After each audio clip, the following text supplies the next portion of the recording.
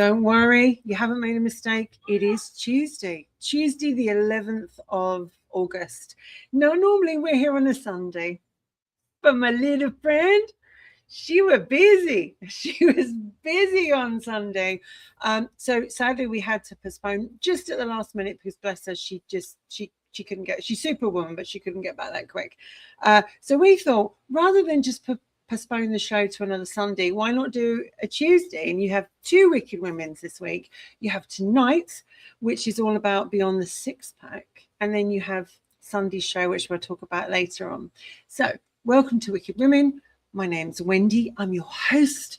And I'm coming to you live from South London. And I'm going to bring in my lovely co-host who's coming in from, shall we say, Swindon. And here she is. Hello, darling. Hello, my darling. I do apologize about Sunday. How dare you? I know. I literally walked in the door at about 9:05. And I thought, there's no way in hell I'm going to be ready at all. Yeah, I was working MCM Birmingham over the weekend. So I went up there on the Thursday. Yeah.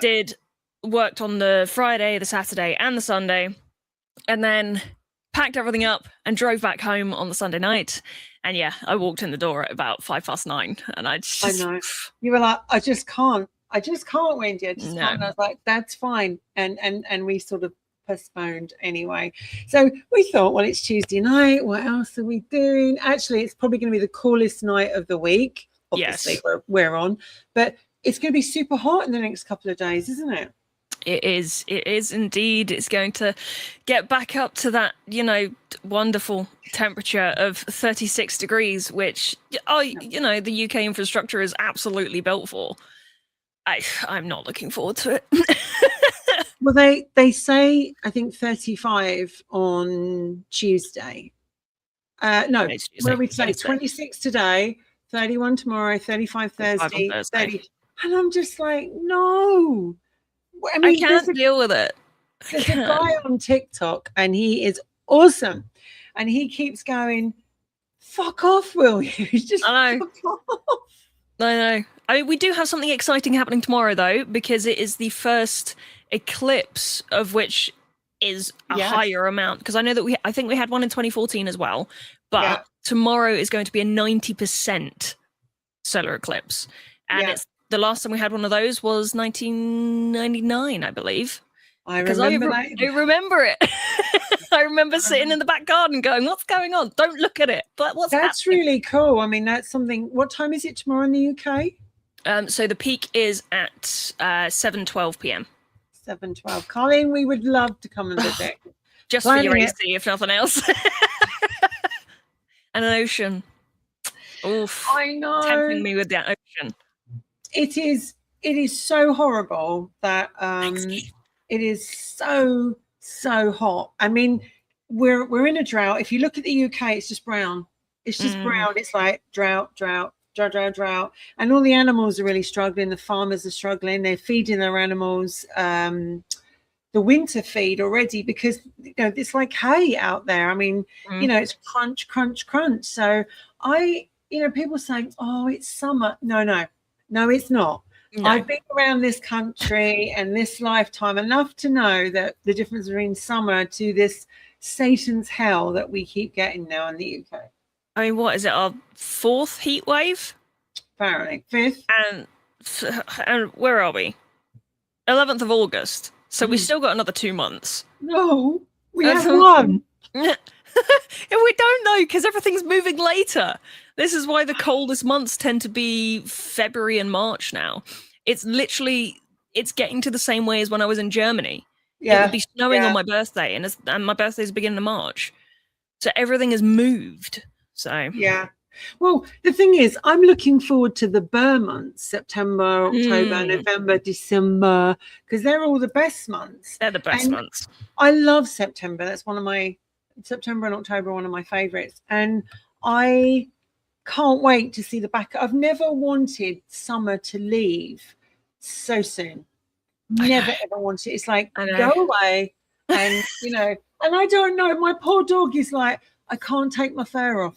The cat is really struggling. So, no, I'm not enjoying it at all. So, I know. And it's like I spray the dog, spray the cat, and they're just like, Mom, it's not working. Shave. But anyway, we have a hot subject tonight talking about heat. Good Lord.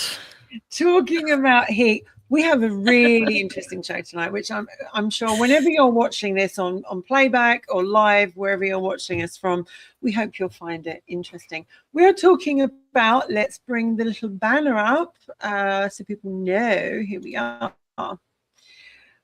Come on. There it is, Beyond the Sixpack.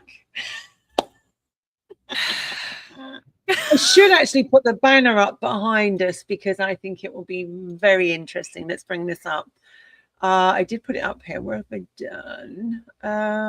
Or maybe I just... Oh, I think I've got a picture of it instead. Mm-hmm. Probably here. That's all right.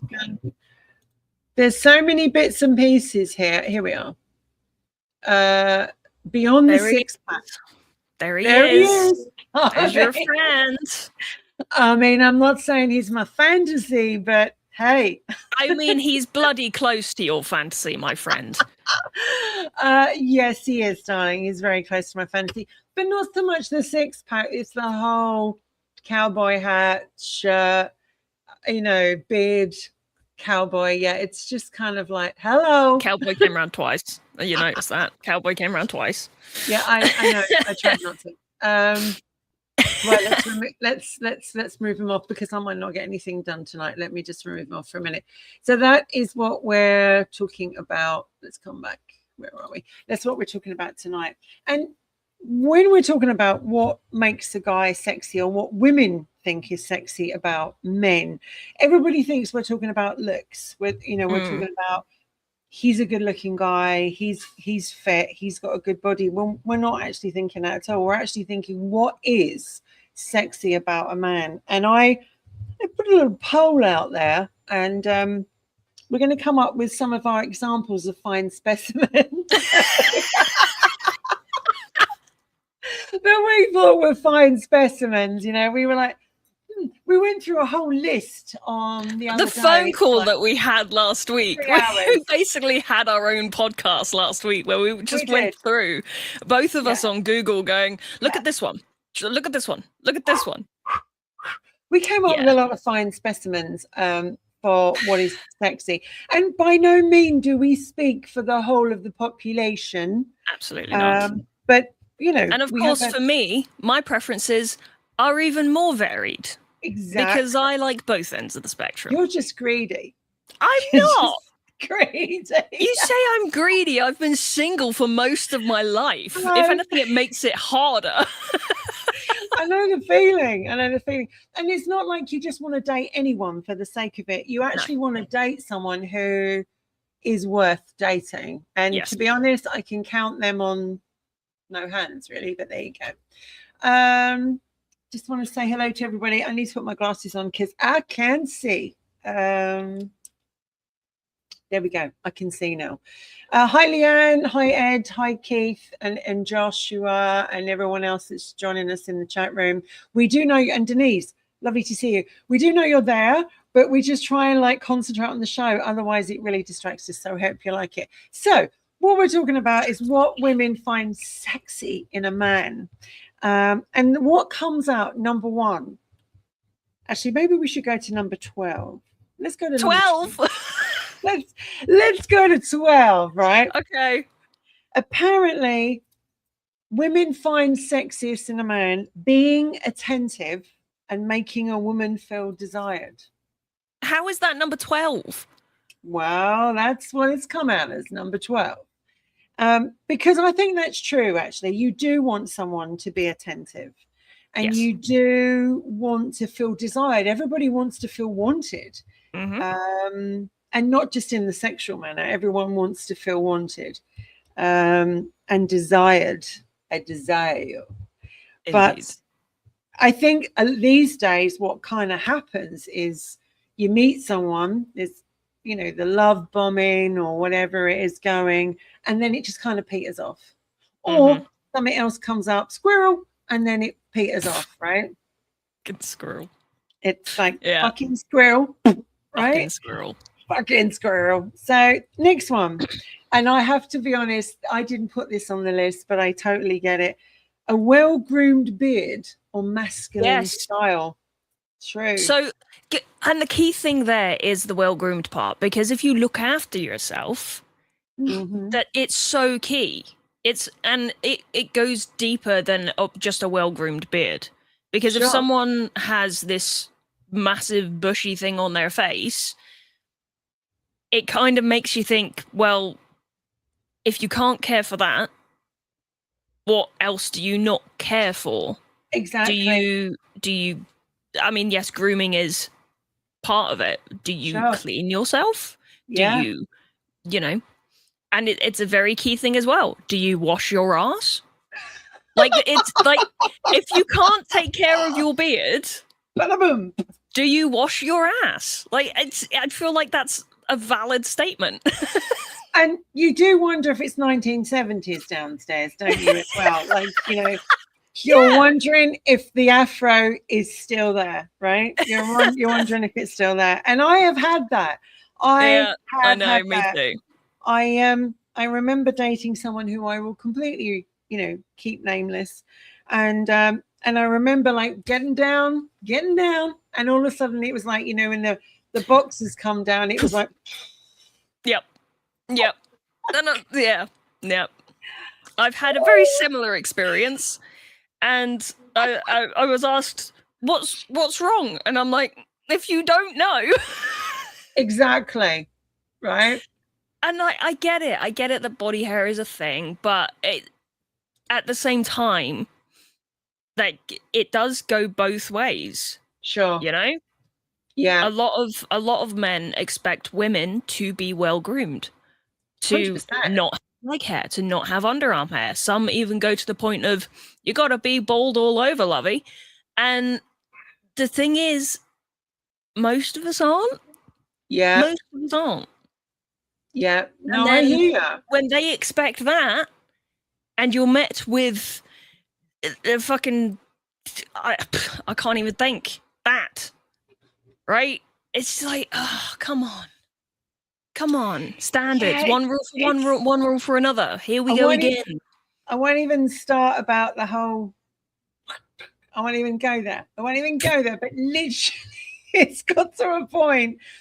You've got to have a beard. If you're going to have a beard, make sure it's well groomed and it's sexy. So that's number 11. Number 10, passion and sexual chemistry. This is really important because you want to feel that je ne sais quoi. I don't know what it is about this person, but I want to go back for more. I can't get enough of them. And there's that bouncy sexual chemistry between the two of you, right? You know, the whole throw me against the wall and etc., right? Yeah, I completely. I agree with you on that one. Because if love without passion isn't love, really, love without passion is friendship. That's the way that I would put that. I used to say when I was doing one of the shows with Scotty, we used to say, if you're in a relationship and you're not having sex, unless it's both what you want, it is a friendship. Yes. A friendship. Because we all, you know, you need that. Number 9. Oh my God. Oh no. This is one of my favorites. Wait, brace yourself. Okay, I'm so braced. Reliability, doing what he says he's going to do. Oh my God. And not 6 months down the line. If you say you're going to do something, do it, and don't make me have to repeat myself continuously to say, hey, you said you were going to do this thing. Can you do it for me? Can you do it? I literally saw, I was scrolling Instagram, as we all do, and I saw a video of a woman who had got some contractors in to replace the front door. And the husband came home as the contractors were there, and he's like, what's going on? What's happening? I told you I was going to do this. And she's like, yeah, you told me that you were going to do this 6 months ago. So I waited 6 months, and now there are contractors in. Yeah, but I said I was going to do it. Yeah, but you haven't done it. Well, how much is this going to cost? I have no idea. That's not down to me. Unfortunately, it's down to you, because if you'd have done it, we wouldn't be paying contractors. And I looked at it and went, wow, So many people have to deal with the same thing. It's insane. And like you book a date with someone, you book a date with them. You turn up, right? Yeah. You turn up at said date, at set time and at place. Not like, oh, I'm really sorry. With confirmation having been given.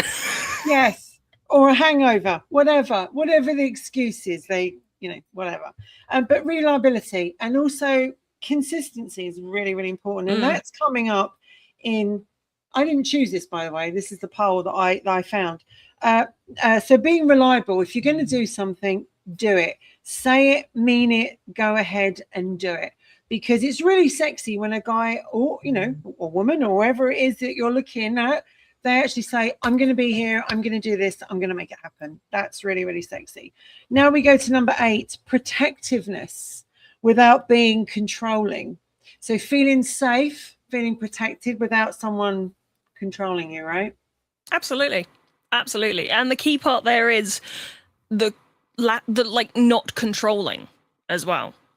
So you can feel safe with someone up until the point when they start to control what you can and cannot do. When they start to do that, then you start to become feeling unsafe. Absolutely. Absolutely. I don't know how that doesn't make sense to people. You're walking up a stair and they've just put their arm around the back of you, or there's some dodgy people and you're walking past them and they're like, they'll make sure that you feel protective. It's really important to have that without, like, as you say, being controlled. Number 7, this is really important, and I've always said this: intelligence and interesting conversation. Absolutely. Because the last thing you want to be doing is trying to have an interesting conversation with someone and they just go, yeah. Or they're talking about themselves all the time. I mean, literally, I know some guys that go, and I quote, and I'm going to give you some quotes here. I'm going to give some quotes over the years of some of the classics that I've had, right, that I've heard along the way. I'm a great lover. I'm a fantastic lover. I'm the best lover that you're ever going to have. Really? Really? Are you that insecure that you have to say that? You can't just say, listen, I'm hoping to give you a great time in bed and I'm hoping that it's going to be amazing between us. Not like, I know I'm an amazing lover. And that then also questions, or like raises questions as to how many women have you disappointed in your life that's made you think that you are good at what you do because they fake so many times? Exactly. And the other one is like, this is my job and I earn this much money and I'm really good at what I do. And, and I actually, bragging, that's another thing I can't stand. Yeah. Bragging. Now, I was distantly related to somebody through marriage, and they like to brag quite a lot. It was like, brag. And I used to just think, oh my God, are you that, what's the word? Incompetent. You're making up for what you haven't got, that you have to brag. So I think intelligence and interesting conversation is really, really important, because to have a really good chat about everything, to chat about the world and put it to rights, is sexy. You come away and you go, really enjoyed that.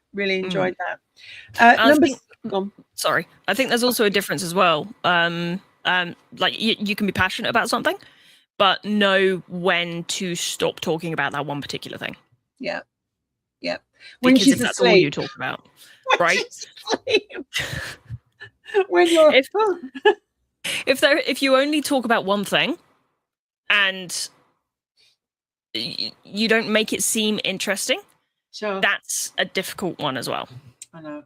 It's just like, and if you've got a point, get to it. Please don't go on and on and on. Just get to the goddamn point. I live in Swindon. There are so many roundabouts anyway. I don't need any more. Exactly. And, some of the squirrels, I mean, it's just like, get back to the conversation we were talking about, because, some people go around the houses many, many times and you're just like, could we get back to what we were talking about, please? I'm lost. What were we talking about? Okay. Number 6, strong eye contact. Obviously, this is really important to a lot of women. They want to see strong eye contact, baby. Swings and roundabouts for me. Because I have that lovely little bit of neurodivergence to me, if there is too much eye contact, my brain goes, danger. But that's probably that little spicy bit of tism that I have. Right. Where it screams danger at me if there is too much eye contact. I like eye contact. I do like eye contact. But I do that with everyone. I'm sure you've noticed when I'm having a conversation with you, there's eye contact, and then I have to sort of look away into the distance somewhere, and then I come back. And then, or I'm doing something whilst having a conversation with someone else. Yeah, absolutely. But if it's a very specific moment that requires eye contact and I don't receive that eye contact, that is an issue. I think it's when you meet someone like, so like I'm going to use an example here with, let's talk about, you've heard me talk about it many times, Damon. Like he and I met each other at Comic-Con last year. We got on really, really well. And we would chat face to face all the time, chat, contact. It was so nice to have an interesting conversation with someone who was funny, but kept your contact with you. It's awesome. It's really, really important. Right now, Sparky, one of your favorites, as we were talking about earlier on, good hygiene and smelling gorgeous. Yes, it's so important to me. I have a very, very strong sense of smell. Yeah. I can identify who's standing behind me by how they smell, which is a crazy thing to say, but I've always been able to do that. And yeah, it's so important to me because if you honk, I ain't honking, mate. I'm not. You know, I've been there. Do you remember the clubs when people used to go to clubs years ago? You know, because this generation really doesn't know what they are. But with the clubs that we used to go to, and you're like on the dance floor, and then someone comes up to you and they just put their arm up, and you're just like, no, please don't. Please don't. And smoking. Let's talk about this. And teeth. Teeth are the most important part because when you're talking to someone with, you know, and you smell of smoke or you smell of garlic or you smell of something like that, really not attractive. It's like, yeah. I kind of think that depends. Kind of think that depends on the person. Like teeth, especially. Like I'm paranoid about my teeth. I am paranoid about my breath. So why wouldn't other people be paranoid about that? The cigarette smoke isn't necessarily a turn-off for me these days. Obviously, it used to be when I was younger. But I seem to, for some strange reason, be attracted to a lot of men that smoke. I don't know why. Cigars. I actually really like cigars. There's a different scent to them. Yeah. There's a different scent. And even cigarillos have a different scent to cigarettes. Yeah. I'm not turned off by it as much as I once was. But also, I guess no one's blown cigarette smoke in my face in the last 10 years or so. Just blow smoke in her face. That was something that people used to do to me. And I hated it so much. But if someone has that scent about them, if it's like clinging to their clothes, that's an issue, right? But if they've just had a cigarette and then they smell like a cigarette, that's not an issue to me.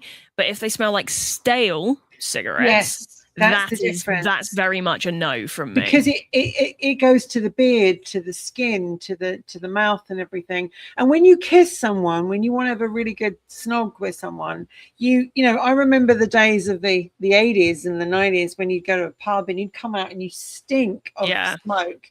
It was not, you wake up next morning and you pick up your clothing and you'd be like, oh God.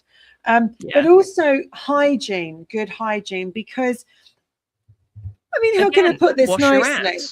It's washing everything, you know, and some people would just get up, no lie, they'll just get out of bed where it's been stale or hot or whatever, and they'll just put clean clothes on and they'll just carry on with their day. And it's like, we know you haven't washed. I tell you what gets me, and this is someone who I used to have relations with, where he would shower every day. Fantastic. He would wash his upper body. That was it. Oh, that was it. God. And I'm like, are you not aware? Are you just not aware? Like, this is not. Surely, when you unsheath, you can smell it. Like, I'm not even lying. How can you go to the bathroom multiple times a day? You're not that tall, right? You're only 6 foot something. It's not like you're 12 feet tall and there's 6 foot between you and your knackers, right? It's not happening. Like,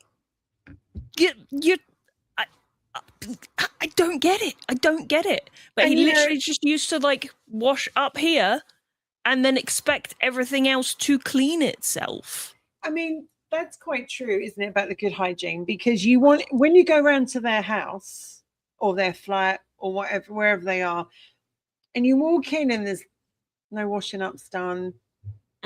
It's, you know, and you look around at the house and you're just going, yeah, this could be a glimpse of my future here, or whatever. You know, I just think it's like if a guy comes around to a woman's house and he comes around and it's just full of crap and it's just a mess and everything. You know, I'm sure it may not be too sexy, I don't know, but it says here good hygiene and smelling gorgeous. So the home, you, tidy life, tidy mind, tidy body, whatever, I don't know, but that apparently is number 5. So that's quite important. Number 4, and I agree with this. Sorry. Oh my God. Number 4, a deep, attractive voice. Oh my God. I agree with this. I agree with this. This is why me playing video games is such a dangerous thing, because all I have is their voice. Why am I over here? I'm going to bring up somebody who's let's bring up I'm trying to find his picture. Now, are we aware of who this gorgeous person is? Do we know who this man is? I know his face. Sexiest voices. I know his face, and I would probably know his voice. Oh, hello. Yep, I found him. Yep. Mr. Sam Elliott. Let's be honest, the man is sex on a stick with that voice. If you remember Roadhouse, when he was with Patrick Swayze, yes, and he had the black on and he put his hair in a ponytail, and what was it? I get all the sleep I need when I'm dead. He's a sexy motherfucker, this man. Sexy, right? He is, to be fair. Ghost Rider. And he has an amazing voice. You know, it's really sexy. His wife is incredibly lucky because she has that in her ear all the time. And imagine, and I'm gonna like morning voice. Yes. His morning voice. Hello.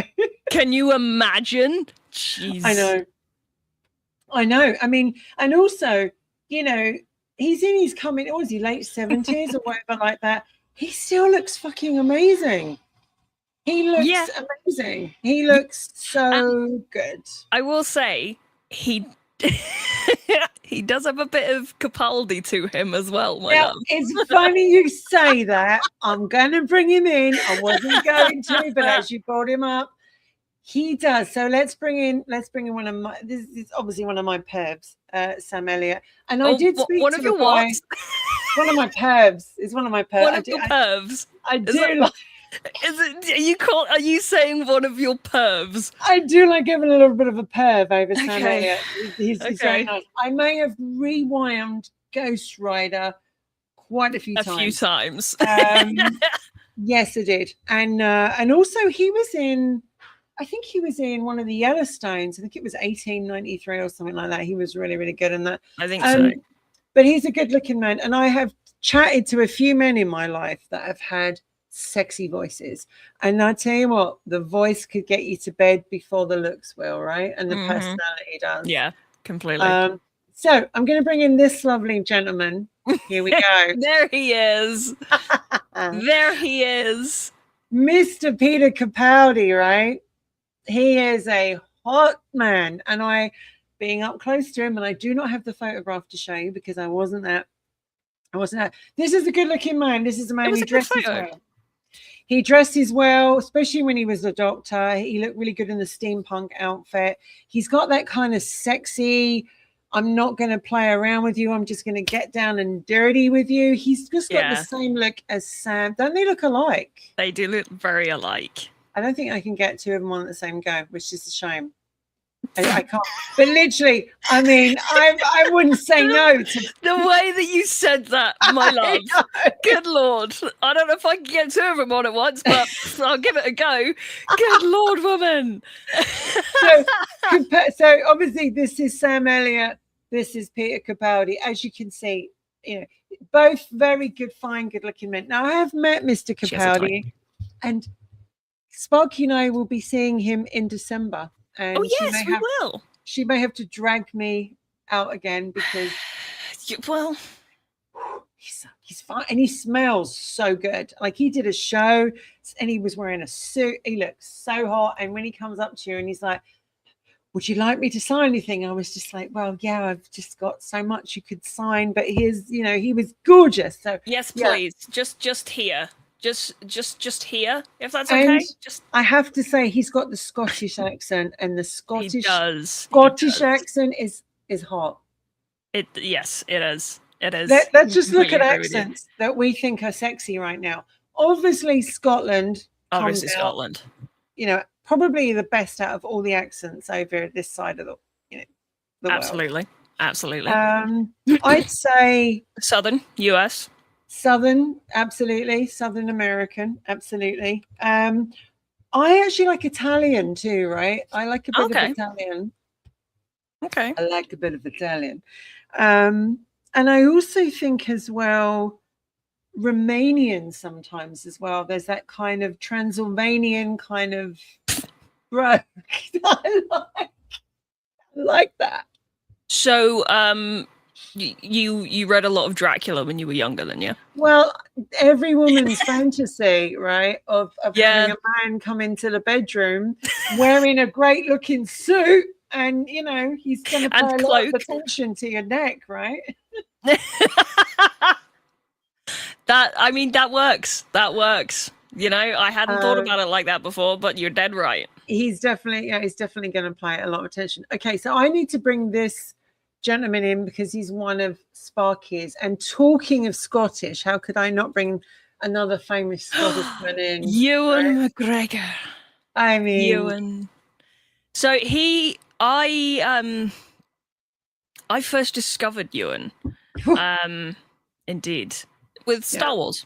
So he was bearded, and I'll be honest, my side parting came from Obi-Wan Kenobi.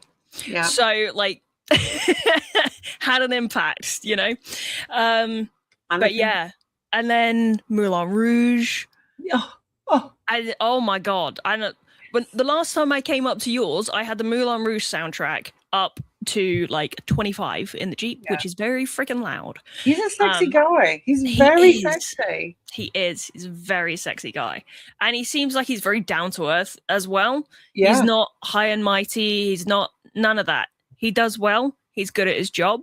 I love him for it. And obviously, he's a very sexy man. And those eyes just kind of... Yeah. The eyes get me, man.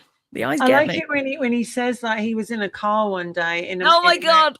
in America, and he's driving his daughter to school. And they pull up at the traffic light, and there's this guy in the opposite, and he's looking at him going...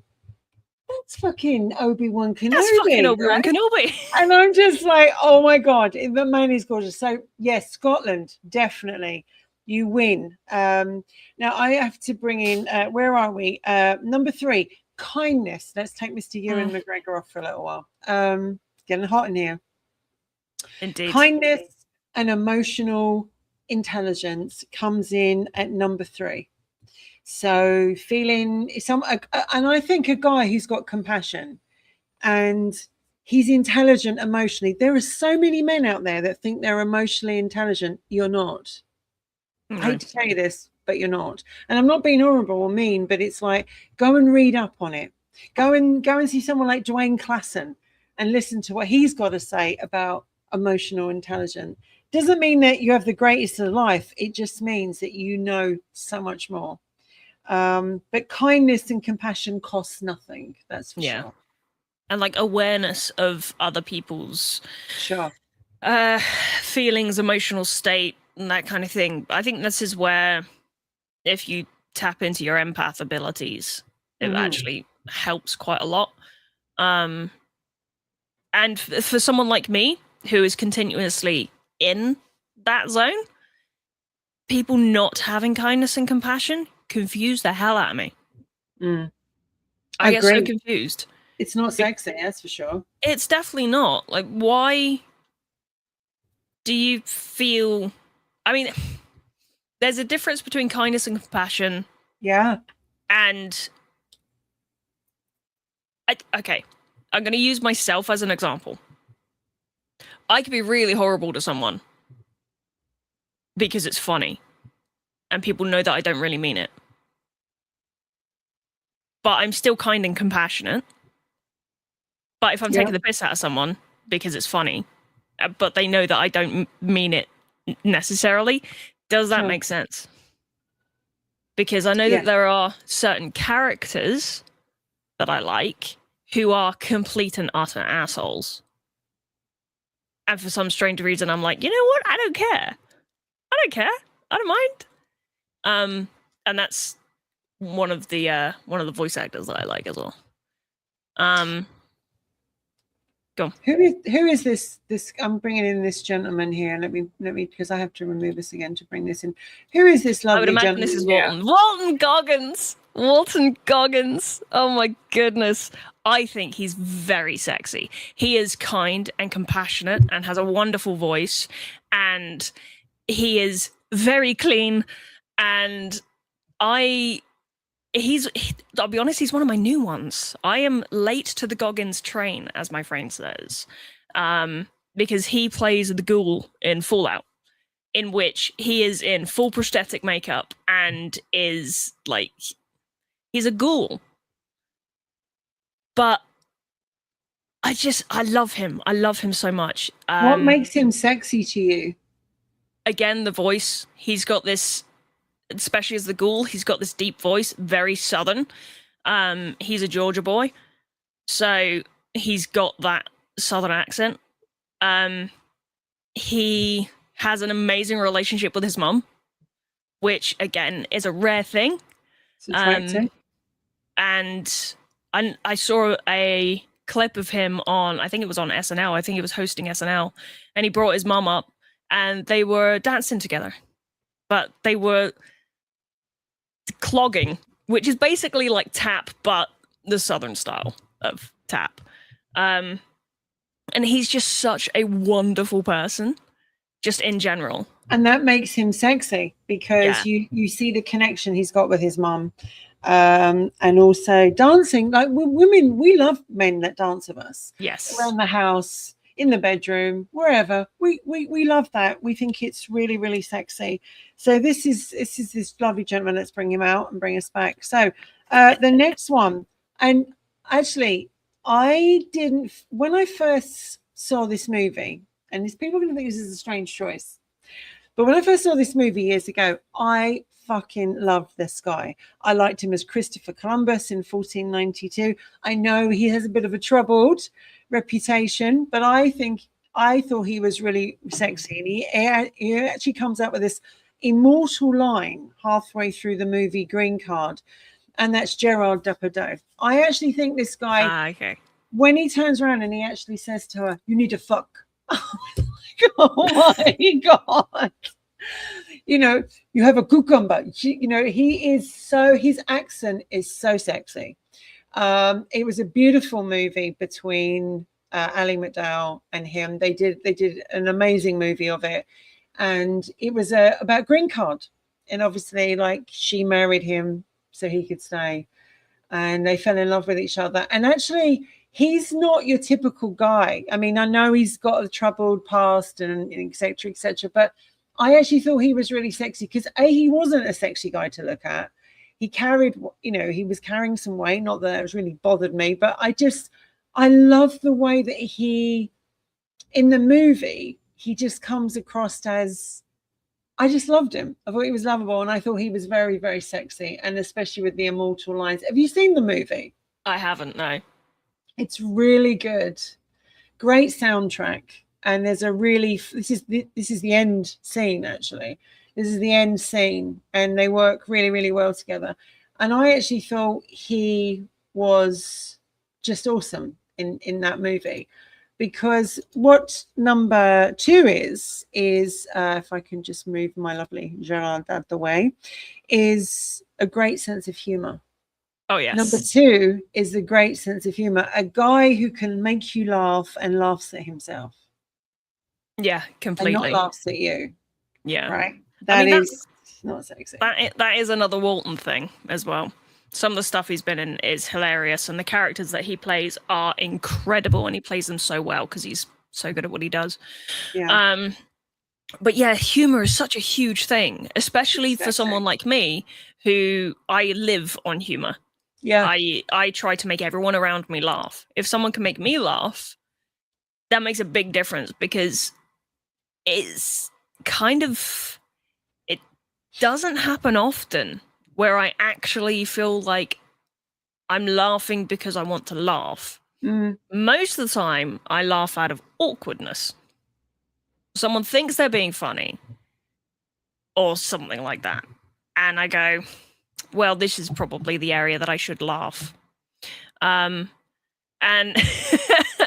sometimes it's, and that's kind of a safety mechanism in a way. Yeah. But if there's someone who does actually make me laugh and entertain me, that makes a huge difference. Well, we come now to the number 1 in this poll of what women actually find the most sexy. And it's an interesting one. It's confidence without being arrogant. Oh my God, yes. And I think that's really important, to have a guy who's confident, knows what he wants, goes and gets it, is ambitious, driven, passionate, all those things, but he's not cocky. He's not arrogant. And I know quite a few guys who sadly are very arrogant. They blow their own trumpet. They profess, I'm good at this. So and it's like, really? I tell you, the ones that get me as well, the ones where they go, yeah, I can do this, I'm good at this, and they're shit. Yes. And I'm like, so why did you just bullshit me and not tell me the truth? Yeah.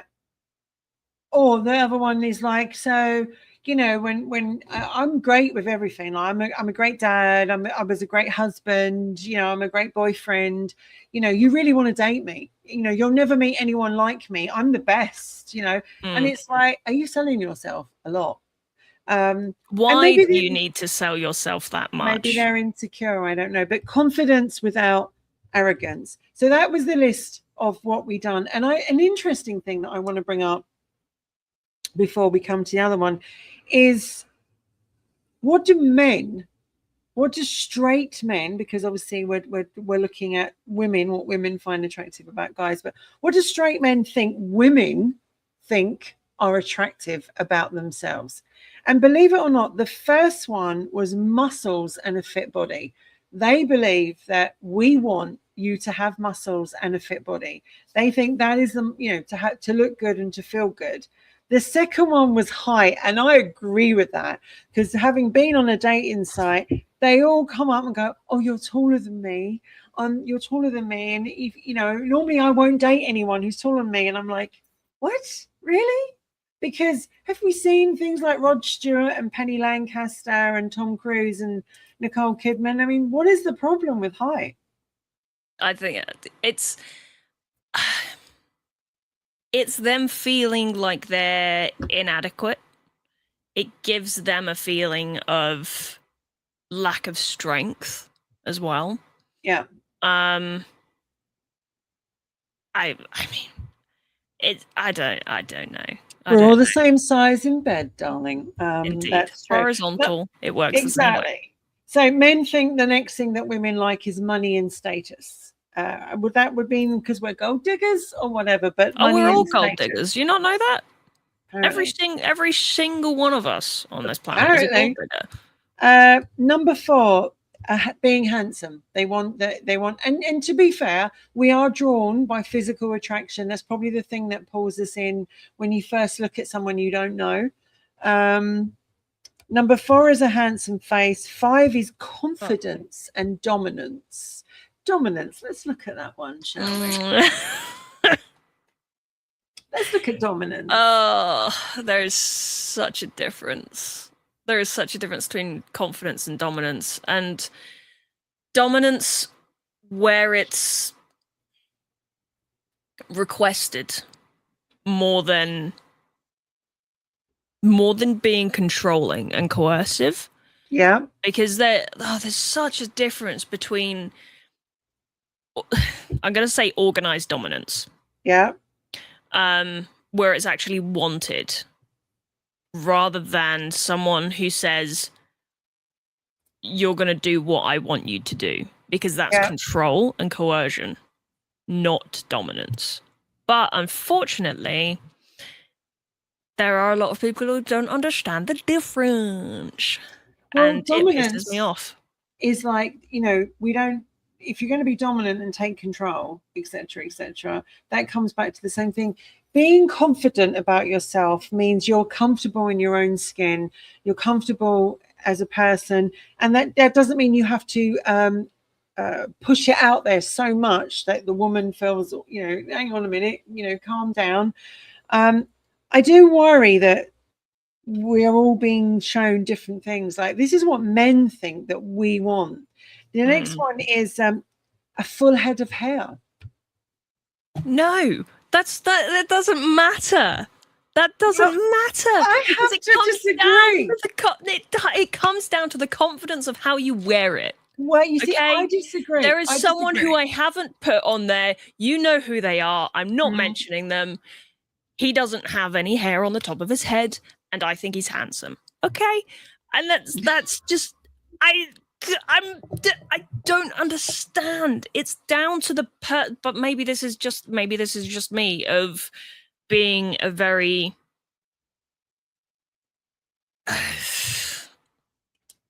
person driven rather than physical attraction driven, if that makes any sense. See, but I've got to be honest here. But you say that yeah. One of your exes, okay, again, not mentioning names. Oh yes, right. But he wasn't when we were together, right? Okay, right? He wasn't, but that happened later after we left, and I'm just like, actually, a few of them went bald after me, so maybe it's your fault. I just want the hair out. I don't know. They say bald men are virile. Or maybe they do say bald men are virile, so I don't know. But my brother is shaven head, and and it's really weird. I have never wanted to date anyone with the shaven head. His sister's a blonde. He's never dated a blonde. He did, I think Bruce Willis is a good-looking guy, just never did anything for me. Never did. I mean, I liked him in Moonlighting when he had, but when I just didn't do anything for me. But they think, what I got to say is, we do like to get our fingers in your hair and pull it. We do, like, there is a lot of that, and you can't do that with. You just can't. You can't. You just can't. I'm sorry. I'm just saying. I just have this like weird image in my head of you going. Benny Hill, and he used to bang the little bald guy on the head. Do you remember? Yeah. So it's like that, isn't it? You got a little. It just didn't work for me. But anyway, I'm so sorry to all of our bald viewers. I'm so sorry. I'm so sorry. Number 7, designer clothes and an expensive car. I don't give a shit. No. I don't care what you drive. No. I don't care what you wear. There is a song. Yeah. There is a song, which is like I cannot for the life of me remember what it is. I literally was only singing it the other day, and I know all of the words to it, but I can't think of what it is. But yeah, I don't care what car you drive. I don't care what clothes you wear. I don't. So long as they're clean. Yes, and they fit. They're not sort of Yes. hanging down your bum, because we don't need to see bald bottoms unless we really want to. Again with the Number ball. number 8, apparently what men think we want and we think is sexiest is sexual experience. I mean, you want someone who knows Swings his and way around the roundabouts. park, Yeah. but at the same time, you don't want I'm the greatest lover you're ever going to have. You don't want a body count of 50 plus. No. Like that's I don't know what I'm going to get from you. Mm. And I don't think it's going to be joyful. Like I don't know. I don't want someone who doesn't know what they're doing. But you also want, I mean, I also think you want someone who's got a sexual health check, so he kind of knows what he's bringing to the table. Do you know what I mean? Yeah. He's been there. That's really sexy in a guy, actually, to know, like, he knows who he's been with. He's kept a check on it and stuff like that. That's really important. And I think, listen, what two people do in their bedroom and what they work out together. You might have great sex with someone and then you get with someone else and you think, well, that's not as good as it was with that one, because the connection's different. The chemistry's different. It's all about that, the connection and chemistry. So you might have had great sex with Lisa, but then when you go with Debbie, it's crap because, it's a different connection. So no, we like you to know your way around the park, but you don't have to be the A to Z of sexual positions. You don't have to have written the Kama Sutra yourself. Yeah, exactly. Number 9, they believe that we like a strong jawline and a beard. Well, that's true. Yeah, I can go with that. I can go with that. And number 10, which I don't believe in at all, and I can't believe that men are actually thinking this about women. We like them to be mysterious and emotionally unavailable. No. Who the fuck came up with that? Mysterious and emotionally unavailable. If I wanted that, I'd speak to a sock. I mean, really? I have items within my possessions which are mysterious and emotionally unavailable. Why do I need you? Like, we Jesus. want you to be emotionally available. We don't want you to be Houdini and mysterious or David Copperfield. We want you to be, and I don't even know where they think that. And I think that comes from the old stuff when we were growing up. It's like, you got to play hard to get. You got to play, you go out for a date on Monday and then you don't talk to that person till Friday. Rubbish. We want to hear from you. The person's moved on. Yeah, you've not. Well, he doesn't like me. Next, delete, block. I hate blocking people, by the way. I hate blocking people. I think blocking people, but sometimes you have to. There are some people out there that you just go, oh, I can't do this anymore. Block. To be fair, I think I've only ever blocked 2 people in my life. Wow. Yeah. And they were significant. Block. I don't like doing it. I really don't. And it gets to a point where you've pushed me that much to a corner before I actually go block. And I haven't blocked any. There's only one ex I've blocked. Never blocked an ex. Why would I need to? I get on well with pretty much all of them. Well, I don't see them, but there's no hard feelings. So that's what men think. Now we're going to bring in what you and I thought were a few sexy men, and that was my dog barking at them. Did you hear that hound? Yes. I'm going to have to bring him in because he's going to bring up. I'm going to bring in one of yours. And you can chat all about him. Talk about him. Oh, Harrison. So, obviously, for me, it was Star Wars, Han Solo, when I first discovered Harrison Ford.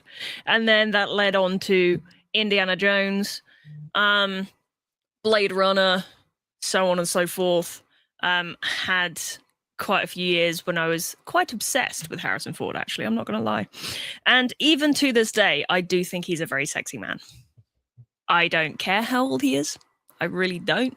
I still think he is a very sexy man. I think he's also got this attitude about him as well, where it is an act. It's a complete act, where he acts as if he just doesn't give a shit. And I love that for him. And he's always acted that way. I think it's not my fault. He's also got this scar on his chin, and I don't know why scars are a thing for me. I think I've mentioned that to you before. Yeah. But yeah, I mean, Indiana Jones really solidified it to me. Temple of Doom on that bridge with the shirt hanging open, and yeah. Pardon my French. It's fucking Han Solo. It's fucking Han Solo. It's fucking Han Solo. I know. Like, oh my god! In episode 5, in episode 5, that one moment where Leia walks in, and she's like, "What you doing?" And then they end up nose to nose. That one moment, I'm sat there going, "Holy fucking shit!" And then obviously they don't. No, they do. And my brain is just short circuited. But they do kiss, and then C-3PO walks in, and it's like... I mean, when Carrie Fisher admitted, bless her heart, before she passed away, that her and Harrison had been, you know, jiggly, I was like, God damn it, woman. I mean, it would be a strong woman that couldn't go down that road, let's be honest. Yeah, no, completely. And Carrie was an absolute fucking whirlwind. She was amazing. I mean, you know, I missed meeting her by 2 weeks. Or Harrison Ford. I mean... Harrison Ford. Sorry, Mark. All day, every day. Sorry, Mark.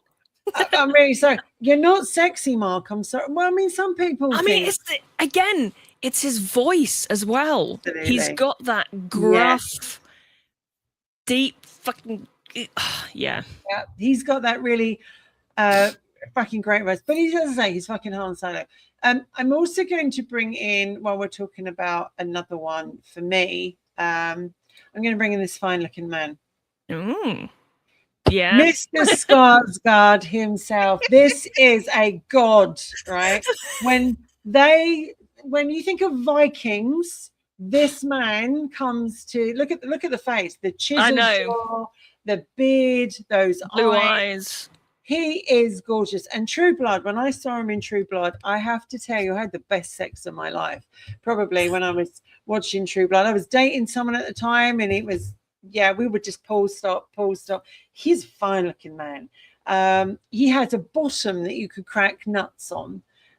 He's a great looking guy. And the latest film he was in, oh my God. I can't even remember it. My brain's gone. I've got to bring it up. Oh my God, I've got to find it. He is he plays a gay guy in it, and I was like, no, Alex, no, you can't. You know, all the women. But actually, he makes it. You know, he did a fantastic job at it. And his dad is really sexy too, as well. But also at the same time, you've obviously, I know that you've seen it because I've sent it to you. His next film with Olivia Colman. I mean, the man has a wooden penis in that film. I mean, there's splinters. There's got to be, right? Well, at the same time, you do see Peter Dinklage using a lot of oils and things like that in order to soften the wicker. So I'm sure it wouldn't be too bad. I mean, Alexander Skarsgård, I mean, Pillion was the film, Wicker, which comes out this year. Tarzan. He was Tarzan. Oh, yeah. There was a lot of, and The Northman. He was in The Northman. There was a lot of nakedness in there. He just likes to be naked, I think. This man can't help taking his clothes off. I love that about him.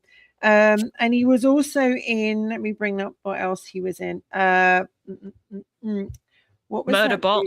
That's another one. Yes, that's right. Everybody remembers him as Eric Northman, which is really weird. Eric Northman in True Blood. He eventually shagged Suki, which we were all really happy about that he finally got around to doing it. He's a gorgeous looking guy. I love his height, his chiseled jaw. He can wear all kinds of shit and gets away with it. He's a god in my eye, an absolute god. So, and then we're going to bring up this gentleman. Tell me about this gentleman. Oh, Damien. This is Damien Clark. I actually met him a couple of weeks ago. So that's why I sent you both images. This image of him is probably about 15 years old at this point. He's an actor.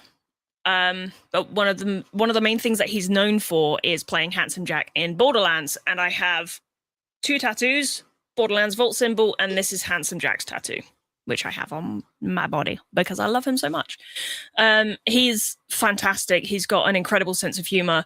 And when I went to meet him, obviously you have this moment where you think, oh God, please don't be an asshole.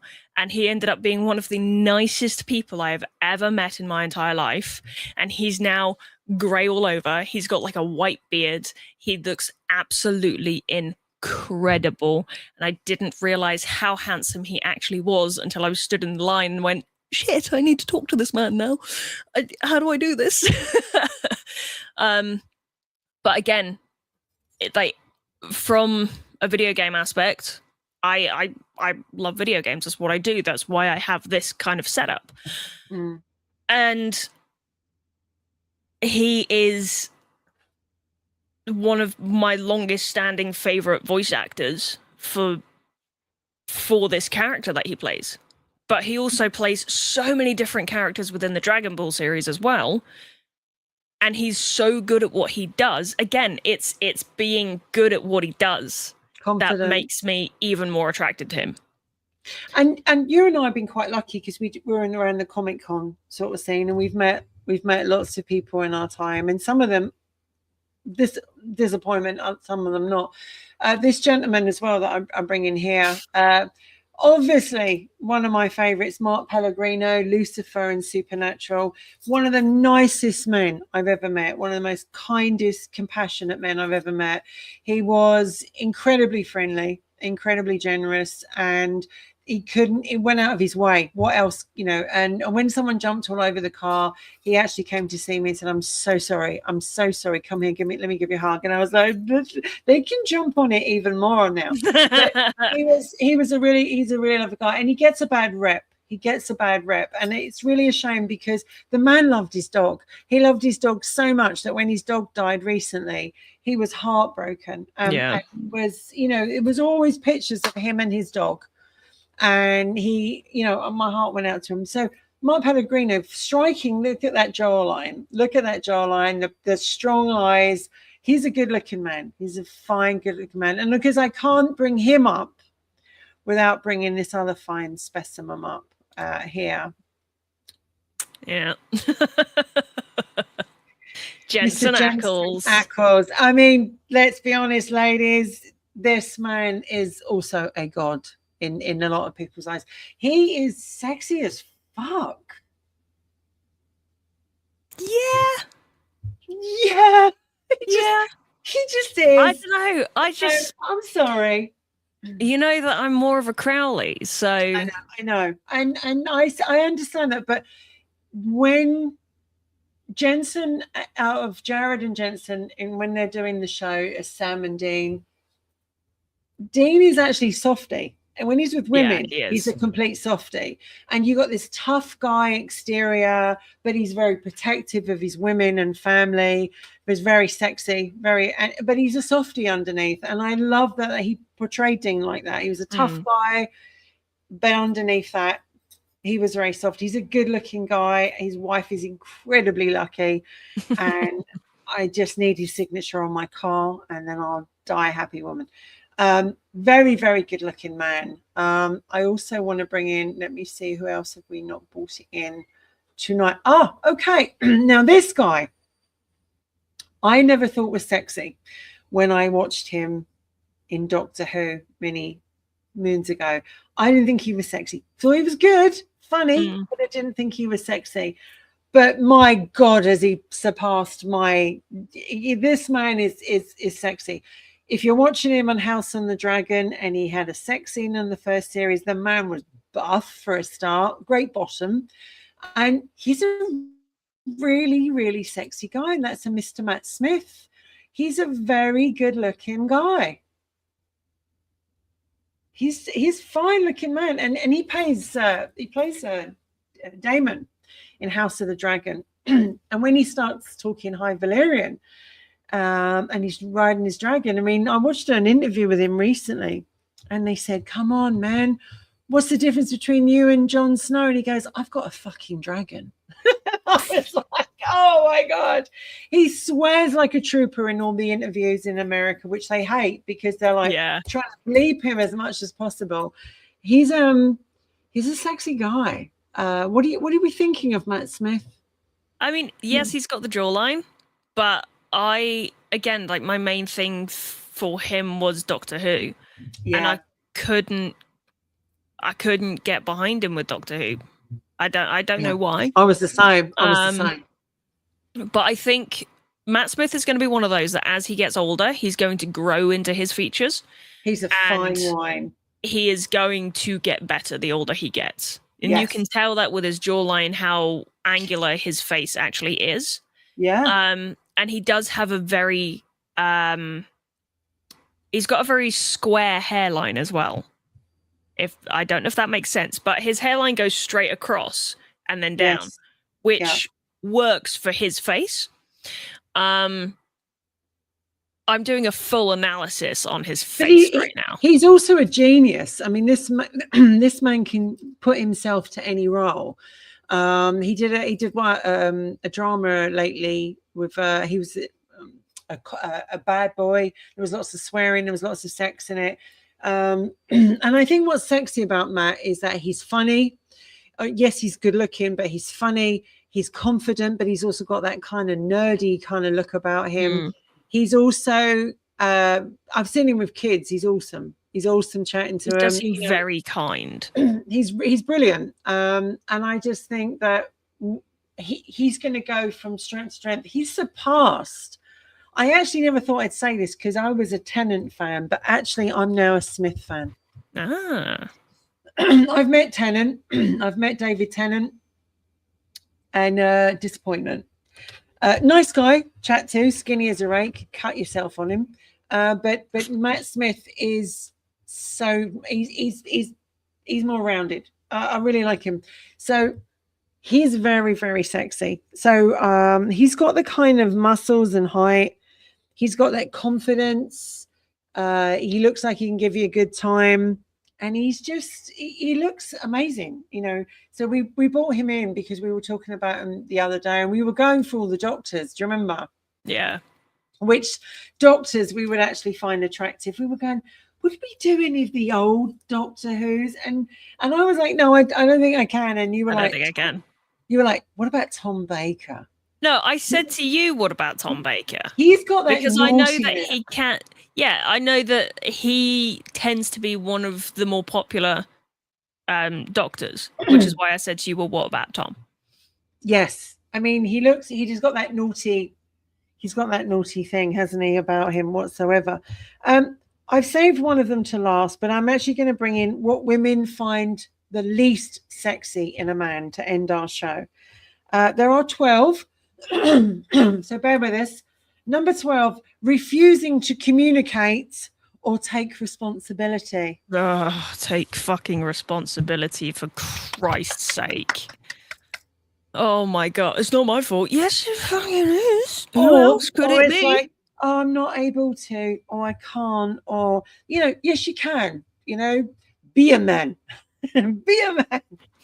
But yeah, no, refusing to communicate or take responsibility. And when I mean refusing to communicate, you're being an ass.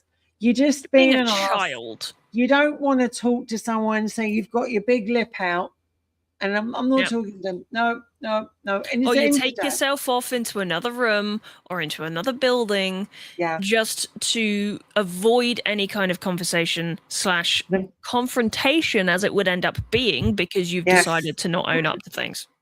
You know, the man cave. The man cave.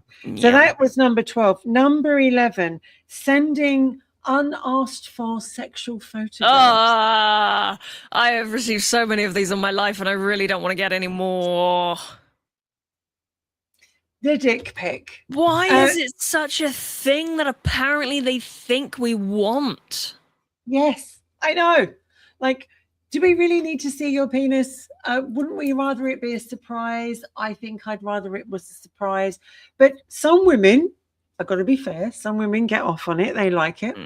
And they do tend to share it with their friends. I have to tell you that. Yeah, it tends to go in the group chat. I have one friend who very unfortunately, he is a friend, but he talks to me sporadically. And the only time he seems to talk to me is when he's horny. Yes. So the first thing I get is a dick pic. And I'm like, why? I didn't want this. I haven't indicated to you in many years that I would be up for that. I know. And even then, and like, even when they ask us for photographs, can you send me a photograph? What what they're asking for. Yep. It's going to be one of the boobs or the girly parts and etc. And it's like, yep. Really we're still doing that, are we? Because here is a picture of my car. Yeah. Oh, that's not what I meant. Well, you weren't very specific, but you're not getting anything else. More shame. And when I send them a picture of vampire and they ask to see my pussy, that's why they're getting the picture of the cat. Yep. So absolutely, that was it. Sending unasked for sexual photographs. Number 10, rudeness to service staff or people they consider beneath them. No. It's embarrassing. I've worked in hospitality for most of my life. Customer service, hospitality, whatever.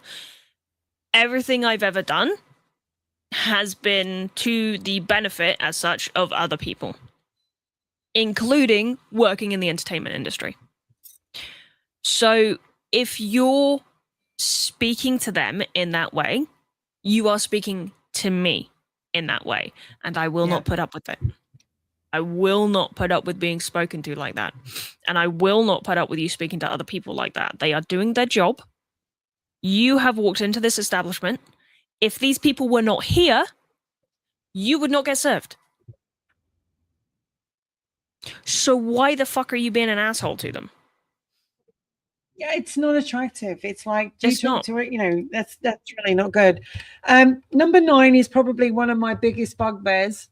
Unreliability and repeatedly breaking promises. Yep. That is one of my bugbear. Probably stems from my dad when he was young, when he was younger. Always promised to be there, never turned up. I'll be there, daddy won't let you down. So I grew up with this, like, if you're going to say it, do it. And actually, one thing I've always said, if you're going to talk the talk, you better walk the walk. And, I've had men, not in the non-distant, past, I'm always going to be here for you, Wendy. I would go to the ends of the earth for you, Wendy. You are everything to me, Wendy. And then ends of the earth. Jenny, they just ends of the fucking earth. Yeah. And it's like, listen, be a man. If you're going to say this shit, follow it up, or at least turn around and go, I'm sorry, I shouldn't have said all that, because I'm actually got no intention of actually going forward with it at all. That's really important. A lot of women say that to me, that men break promises, and women break promises too, but we're talking about men tonight. So number 8, laziness and expecting you to mother him. The mothering, that I see it so much because obviously and not in a sexual manner. No, absolutely not. Where you cook for them, you clean for them, you do everything for them. Yes. I have had experience with people in the past. I am not naming names, but it's not my own situation. It is a situation of which I was witnessing. And this individual would just leave things everywhere, leave things out. And one of my bugbears, it's always pissed me off, taking the last of something out of a packet and leaving the packet in the cupboard. Why are you doing this? Why is that reference? Oh, it's so that you know that it's run out. No, what you do is you put the rubbish in the bin, and then you let somebody know, or you write it down on the shopping list that is on the fridge, or something to that degree. How is that difficult? Why are you leaving shit out all over the place? I'm not here to clean up after you. I'm not. That was Theo jumping up onto the windowsill, by the way, which is why the camera went like that.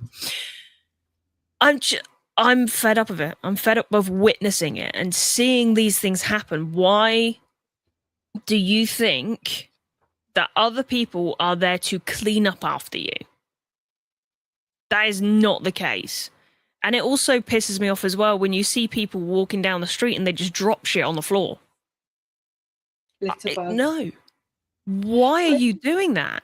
Do you know one thing I actually don't like as well is the car. You get in their car or their truck and it's full of crap. Yeah. There are food, sandwiches, boxes, everything just lying all over the floor, and you're just like, yeah.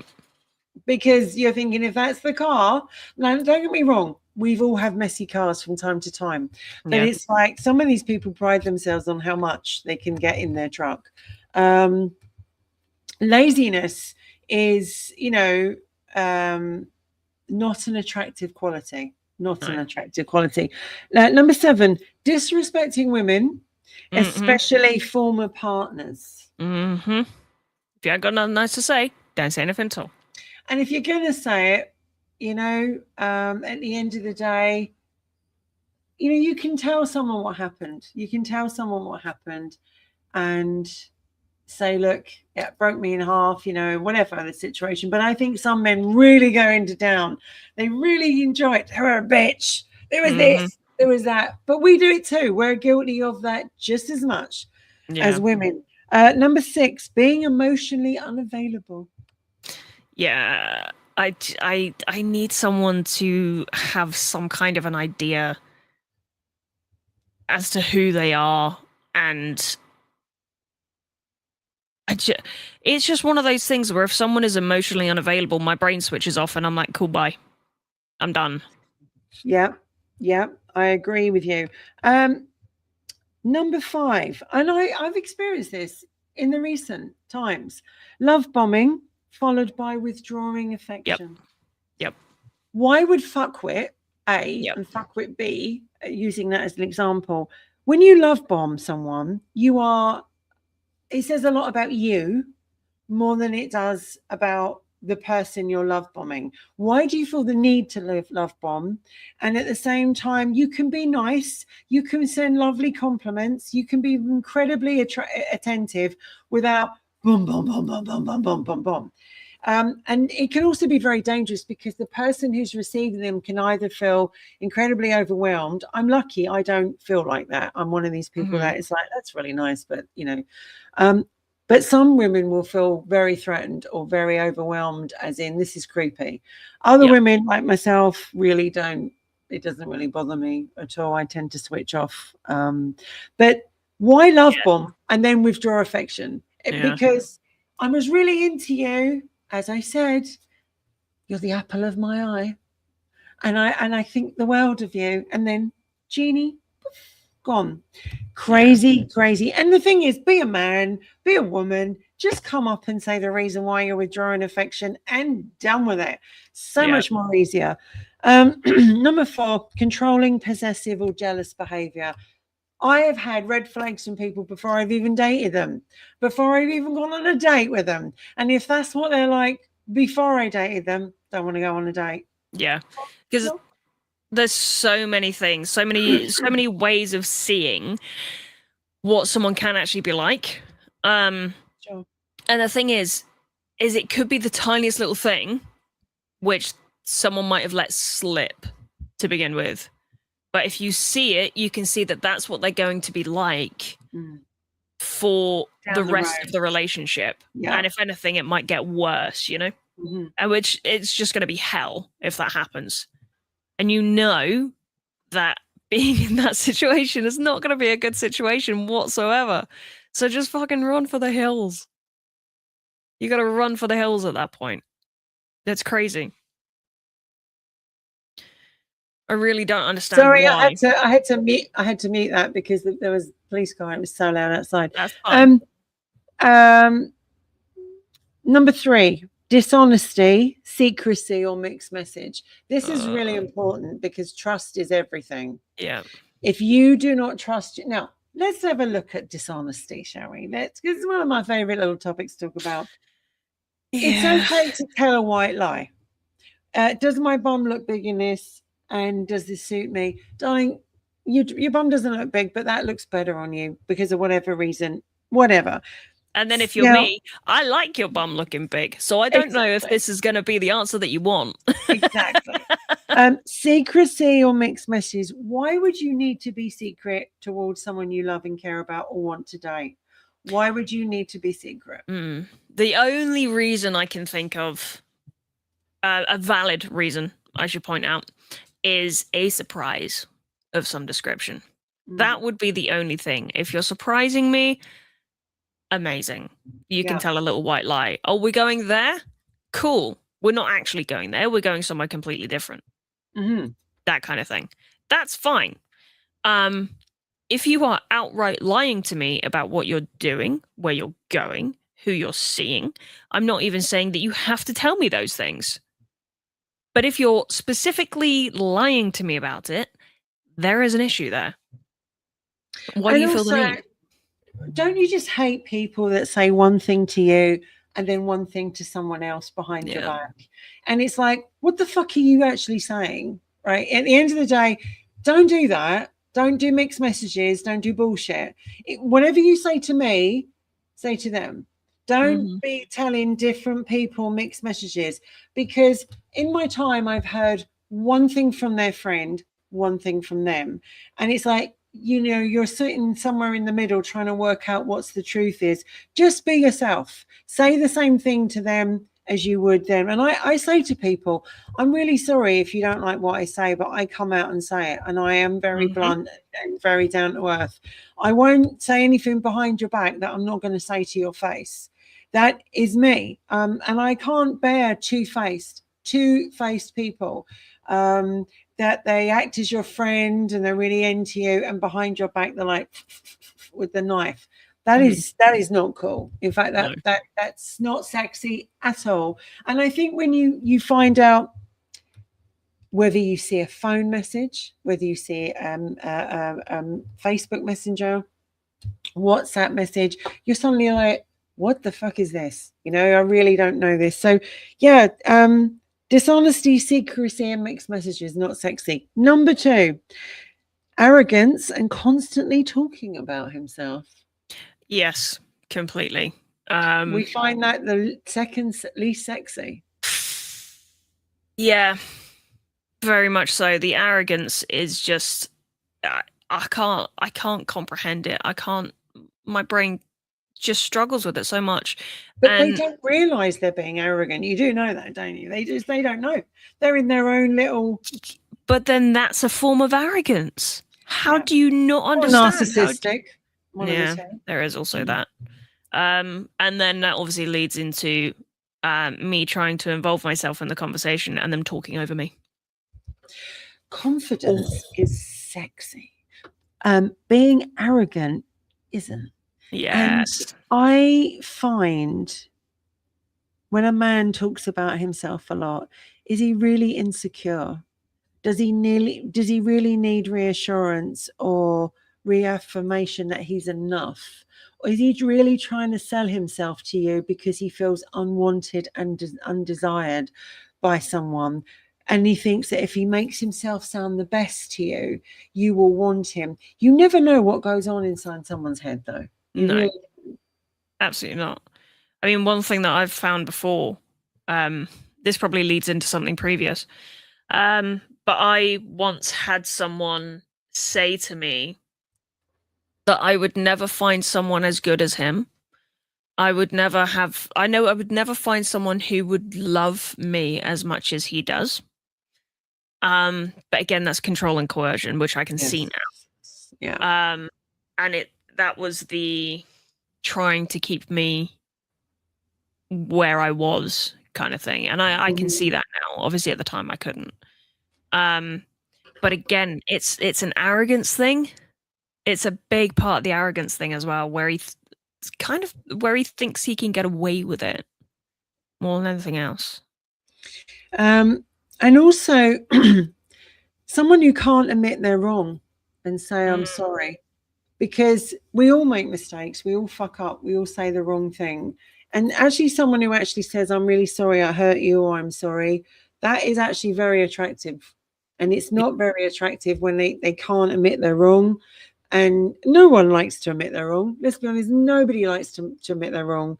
But I actually think by actually admitting you are and manning up and owning up is incredibly attractive. I mean, that is the phrase, man up. Yeah, man up. So, the top one. Oh, sorry. Go for it. No, you're good. I was just going to rant. the top one is what women find the biggest turn-offs and the least sexiest about a man. Hygiene. Is unpleasant body odor and poor hygiene. Told you. Now I have to confess this. I don't know if he ever watches the show. I hope he doesn't. But I did date someone for a while, and they were a good-looking guy, great body, really fun, attractive. But my God, every time they came near me, there was the mouth. It was and I just couldn't kiss them anymore. I just couldn't. I would find reasons not to kiss them. I really liked them. I carried on dating them, but I couldn't kiss them. And I was like, when's the last time you went to the dentist? I must book an appointment. I must go and see a dentist. Because when a woman starts saying things like that to you, she's trying to tell you something. Yeah, completely. And that's the thing, like, it's also, again, with the safety thing of trying to very casually say something because you don't want to piss anybody off, because you don't know how dangerous it might end up being. Not saying that every single person is dangerous, but unfortunately that is the way that we have to think, because we don't know who is inherently dangerous and who is not. I had that before with the guy with the shower, where I was like, you know, maybe you should like scrub a little more. Maybe you should shave or like just trim down a little bit, because like I'm sure it's retaining a lot of moisture down there. What? You mean it was Fern Gully? You know, it was Fern Gully. I don't think he dried off before putting underwear on as well. And what about feet? Let's talk about feet. Oh no! Let's talk about feet, right? I literally carry multiple foot things with me at all times. Yes. Like foot spray and shoe spray. Like the you put it in the shoe and it sprays, right? I carry those with me at all times because foot odor stench is horrific to me, and I don't understand.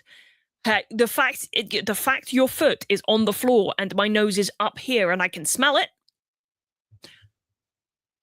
Why? Why can I smell your shoes from the other side of the room? Yeah, and all of it happens to all of us at one point in our life. But the thing is, well, when they take their shoes off and you see the sock and it's got like holes in it, or it's not the same sock. And then they take socks. Or they take the shoe off and the sock off, and you see their nails. Yeah. And then and you just like, no.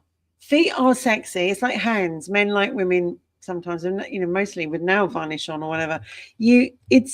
No. Feet are, and ears. Here's another one for you. Ears. If you've ever got guys who've got short hair, you know, you're looking in his ear. There's a lot going on. Yeah, earwax and the nose. Hair and the nose. Hairy nose. Yeah. But again, you can have a well-groomed beard. Sort your nose hair out. Because there is a difference between nose hair and beard hair. There is a gap.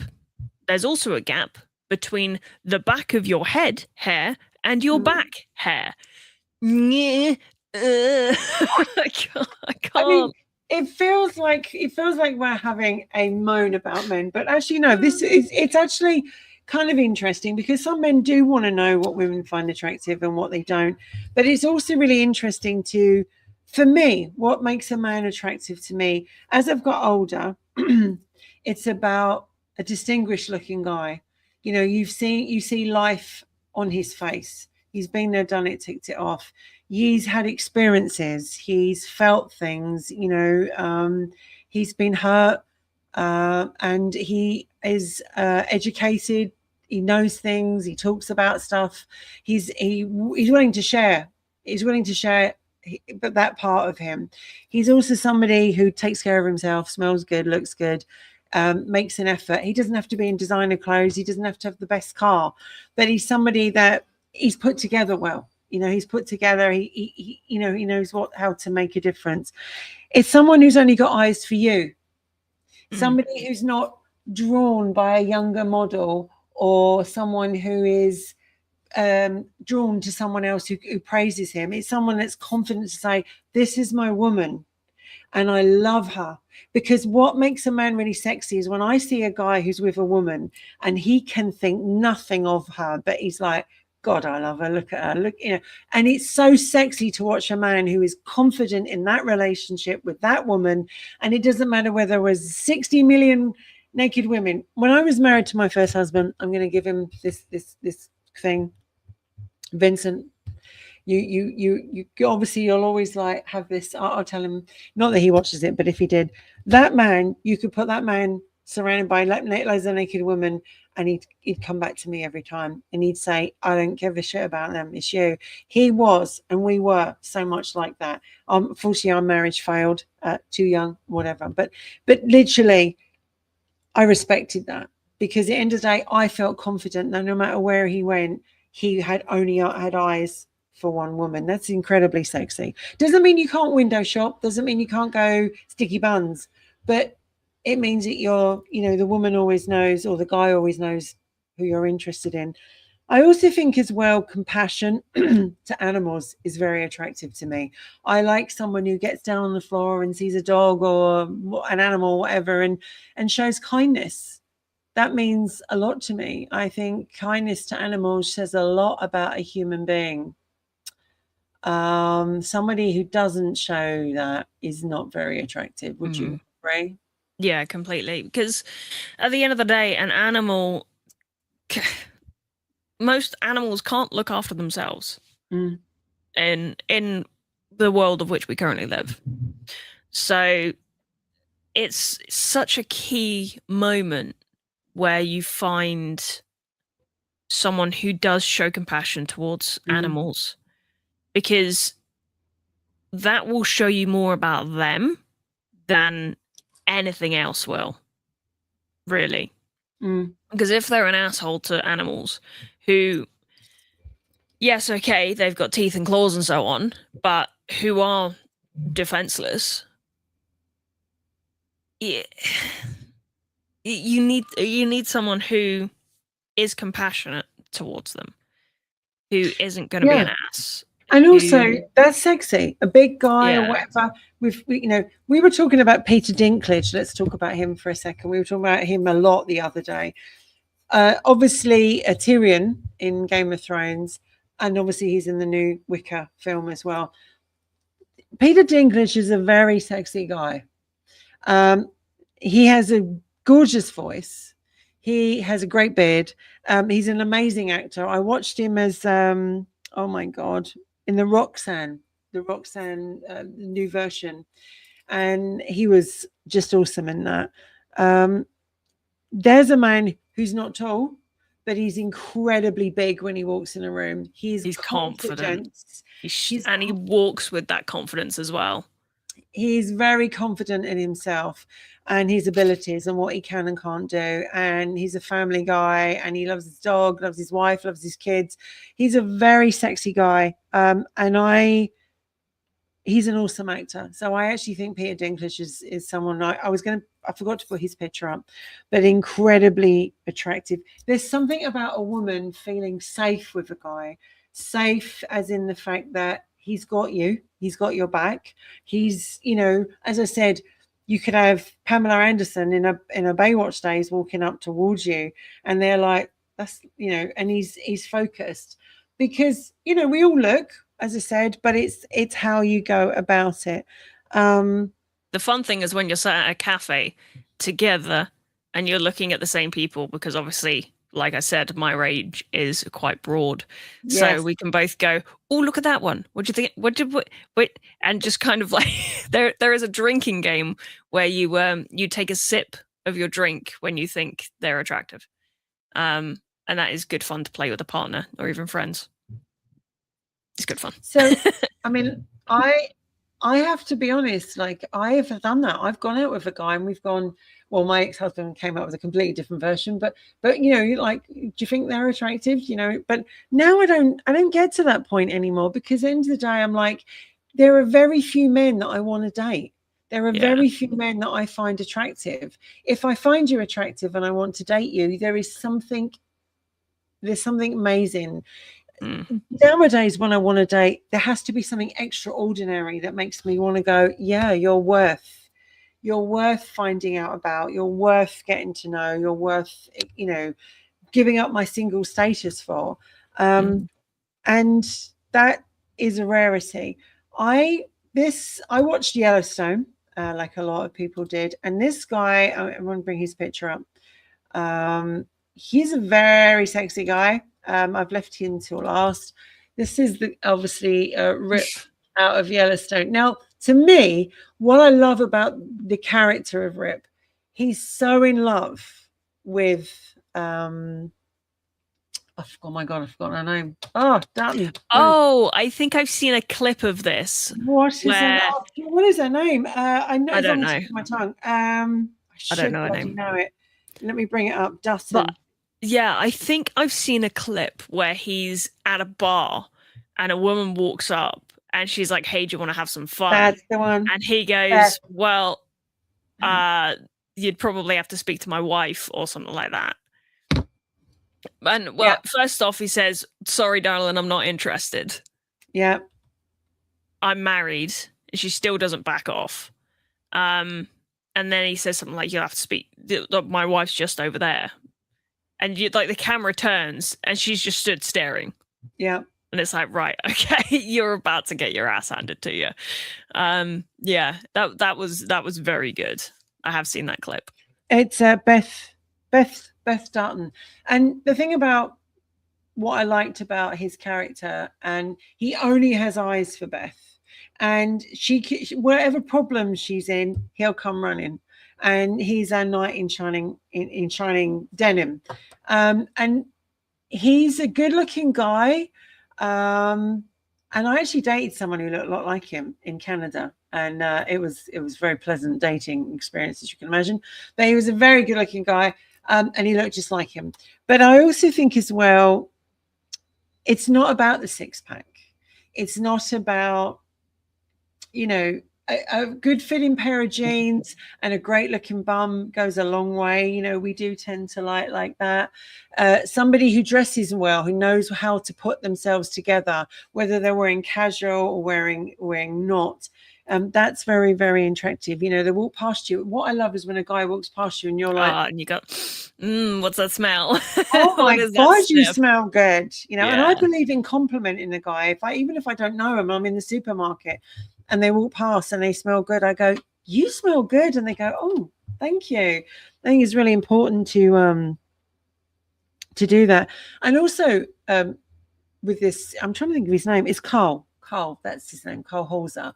He is in real life just as besotted about his real life wife as he is about the Beth Dutton, his character wife in the show Dutton Ranch. Because let's tell you this, ladies, it's not fun. If you meet a guy and he's got a woman and you split them up, it is not fun, nor is it very attractive. And karma has a way of coming back and biting you in the ass with it. And so when you meet a guy and he's with a woman and he's so besotted about her, it is hot. It is sexy. We look at them not because we want to take them, but because we actually respect him for being that way about his woman. And I think there's a lot of things that women don't realize that actually is when you see a guy who is married or he is taken with a woman and he is that way about him, we think that's sexy. And it doesn't mean we're going to take them. It just thinks there goes a guy, right? So I hope you have fun. This was fun. And we had so much more to talk about, but it was like, what does make a guy sexy? Yeah, no, completely. And it, you know, it wasn't as traumatizing as I thought it was going to be. See, you were like, I don't think I can do this. And I was like, you so can? She's like, no.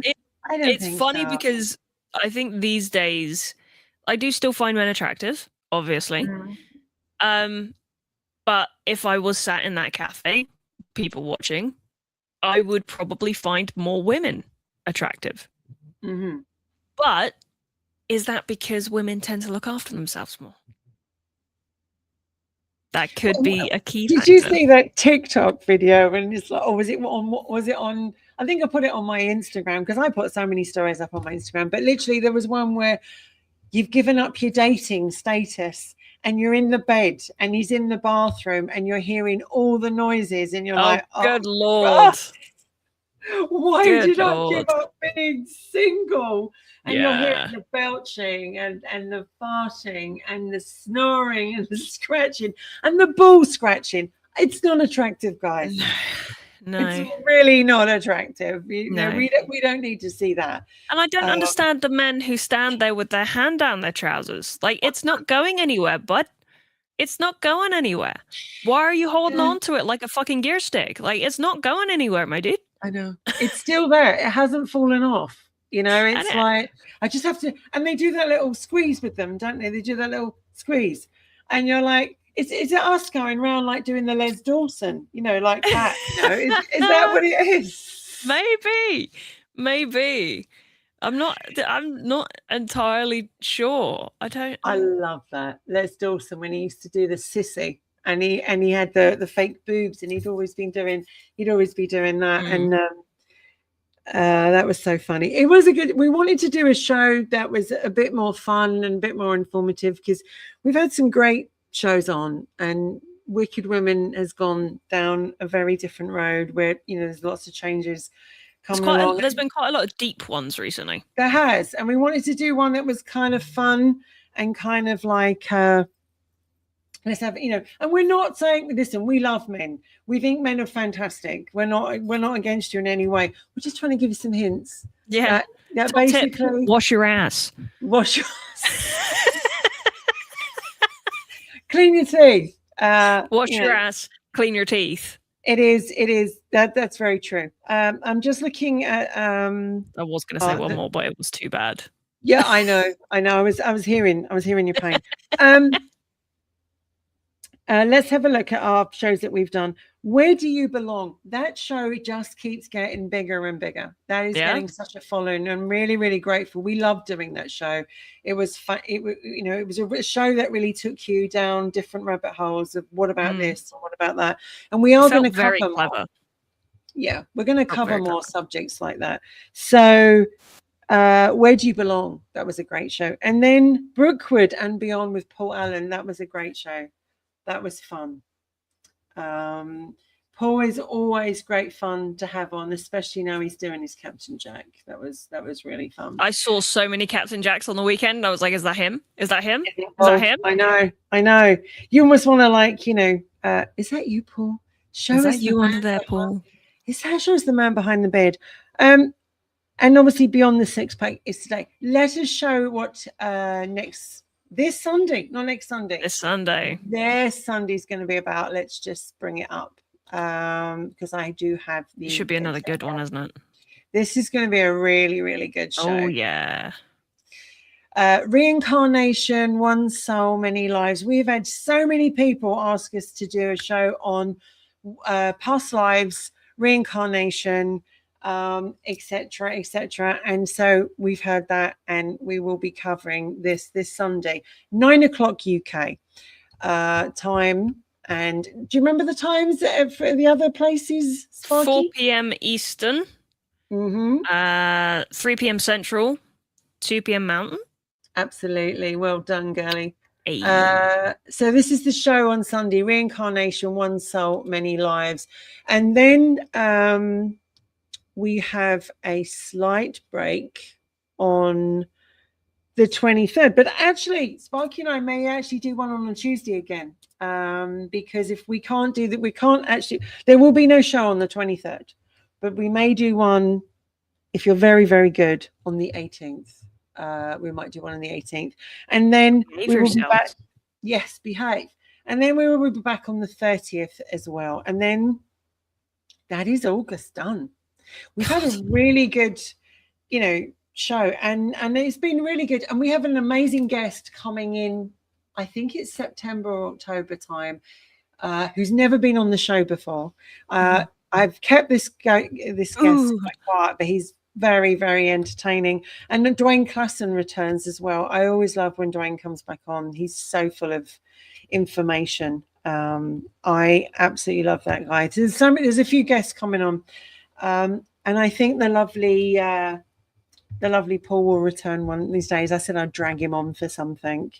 He's like, I watched his Salem video today, and he went out really early in Salem, and it was all shut. And he was like, I thought it'd be open. So I'm going to go back now and do it.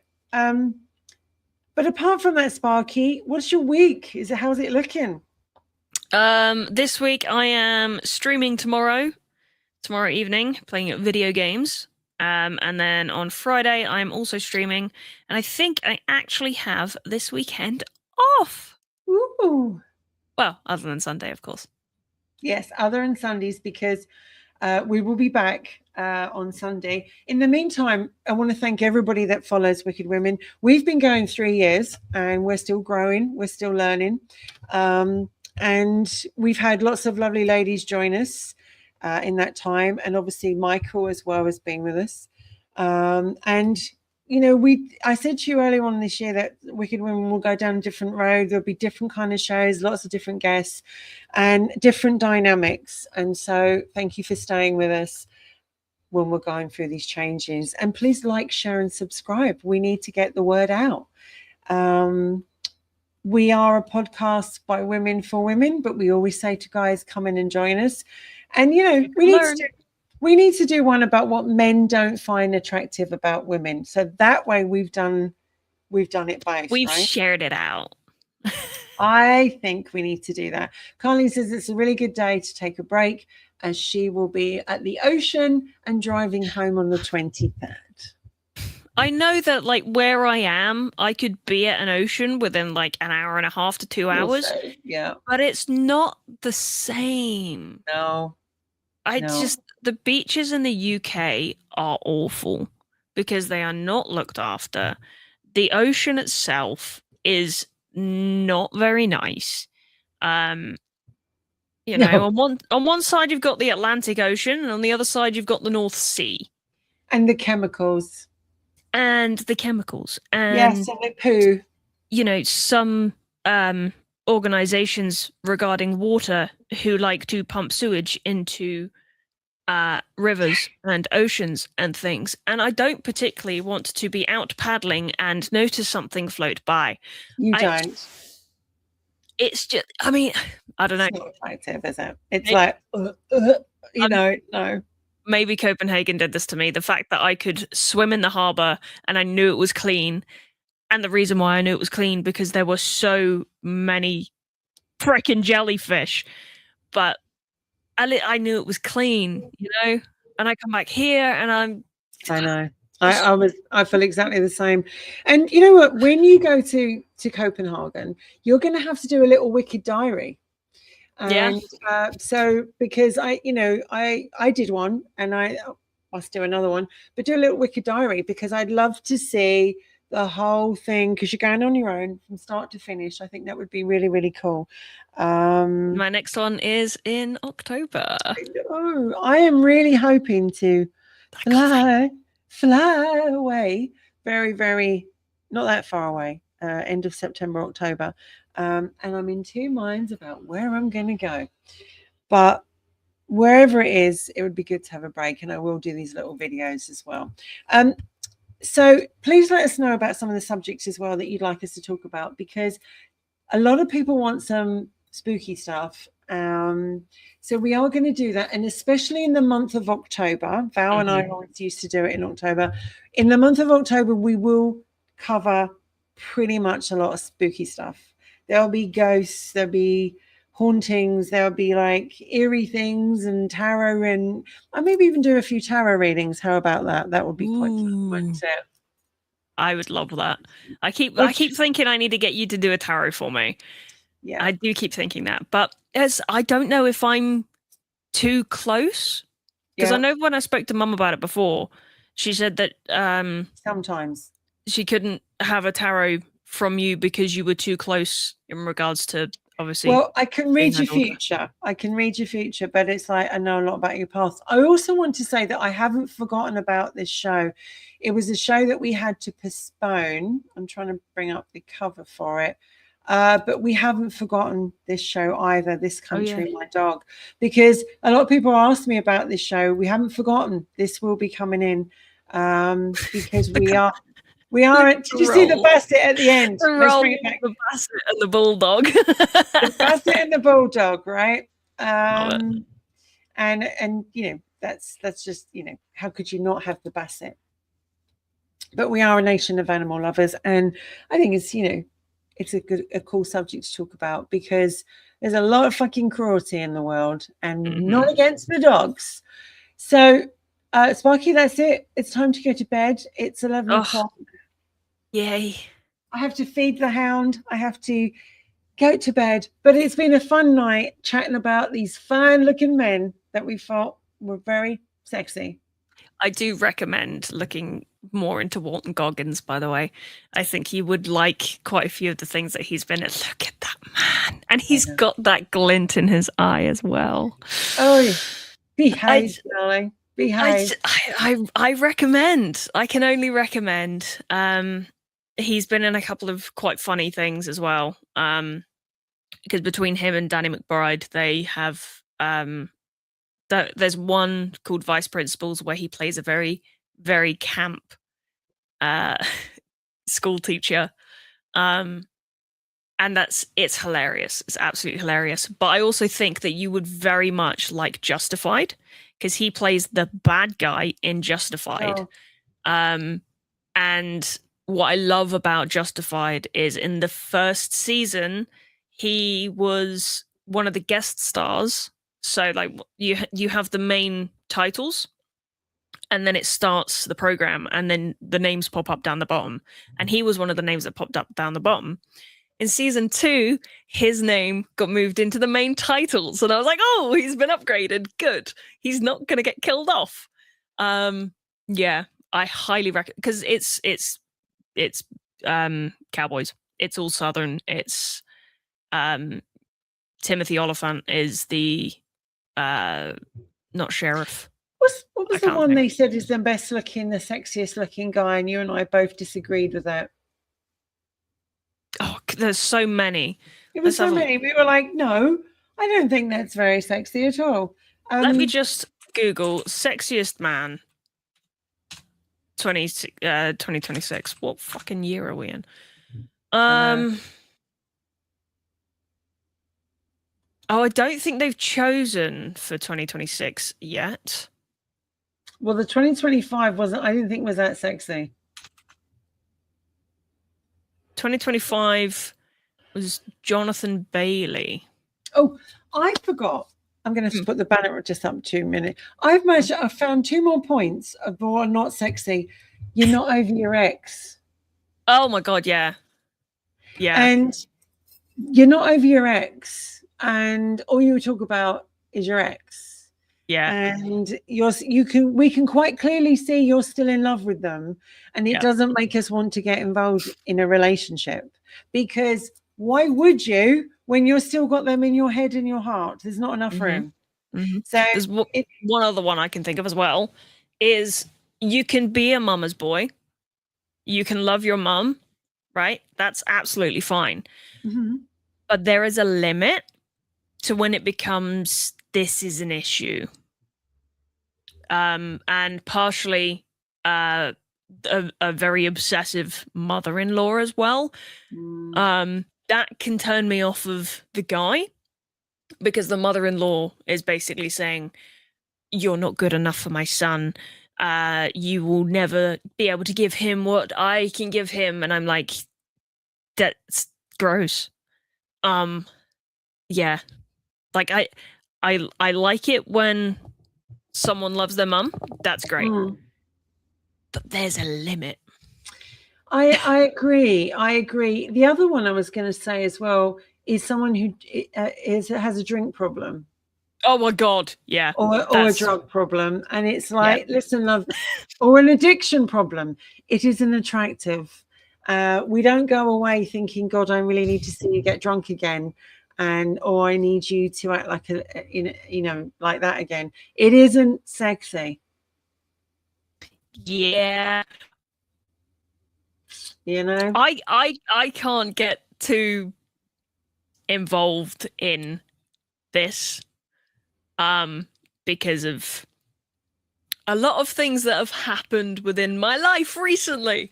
Oh dear. The reasons why that has happened. And yeah. That's very close to home right now. It's interesting though that the list we looked at, the exes didn't, it was don't badmouth the former partner, but it wasn't about be over your exes, you know. And I think that, you know, that's a really important one because we all have exes, all of us.